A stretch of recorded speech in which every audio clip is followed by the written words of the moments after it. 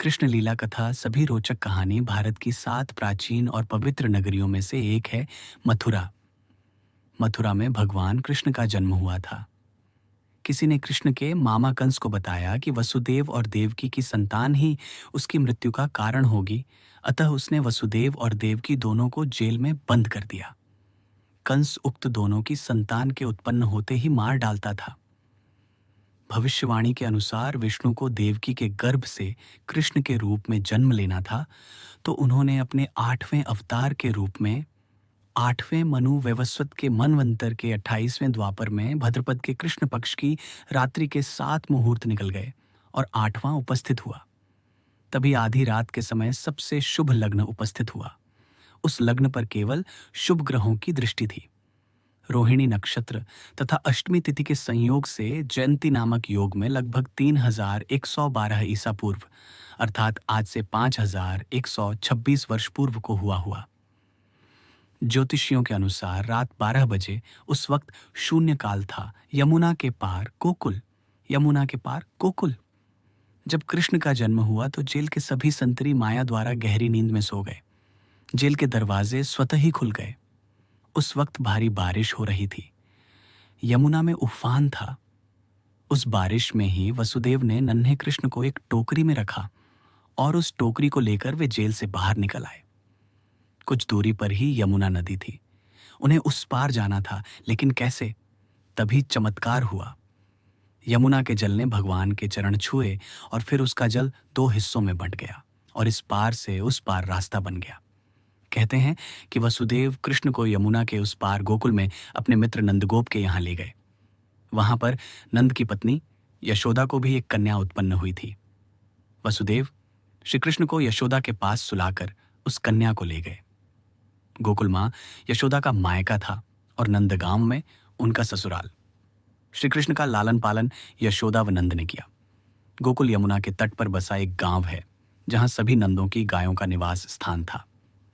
नंद मथुरा के आसपास गोकुल और नंदगांव में रहने वाले आभीर गोपों के मुखिया थे। यहीं पर वसुदेव की दूसरी पत्नी रोहिणी ने बलराम को जन्म दिया था।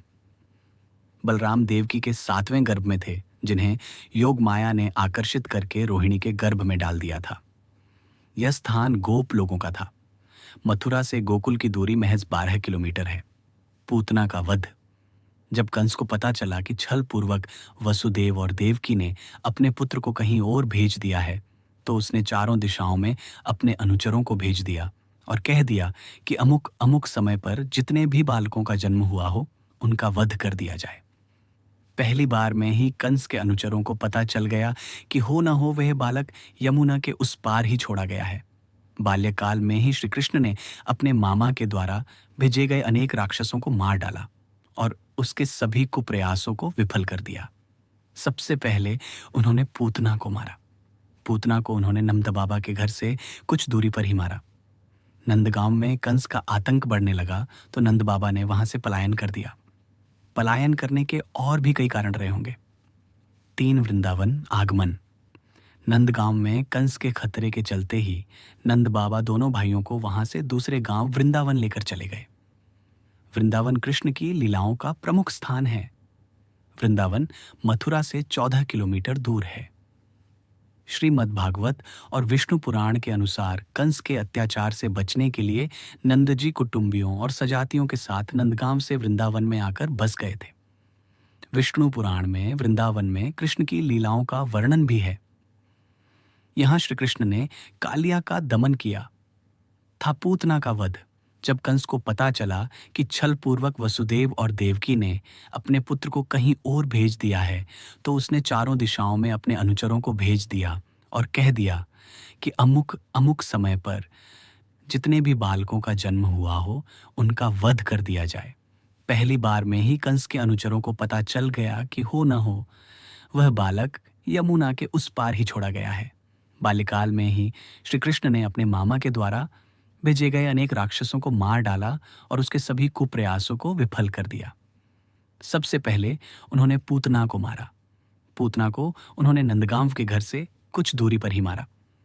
नंदगांव में कंस का आतंक बढ़ने लगा तो नंद बाबा ने वहां से पलायन कर दिया। पलायन करने के और भी कई कारण रहे होंगे। 4 कालिया और धनुक का वध।